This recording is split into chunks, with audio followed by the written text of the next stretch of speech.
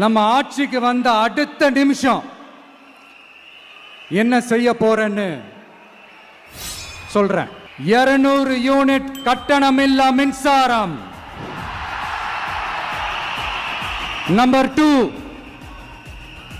என்னோட பாட்டி, அம்மா, அக்கா, தங்கச்சிங்க எல்லாரும் தமிழ்நாட்டில் எல்லா இடத்துக்கும் அனைத்து அரசு பேருந்துகளிலும் கட்டணம் இல்லாமலே போகலாம். நம்பர் 3, சட்டம் ஒழுங்க சரியா ரொம்ப ஸ்ட்ரிக்டா நிலைநாட்டியே தீருவோம். அதோட வெளிப்பாடா பெண்கள் பாதுகாப்புக்கான மிக கடுமையான சிறப்பு சட்டம் கொண்டு வரப்படும்.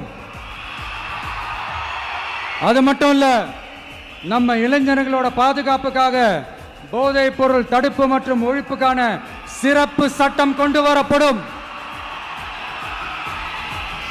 And I will visit one district headquarters, that is the collectors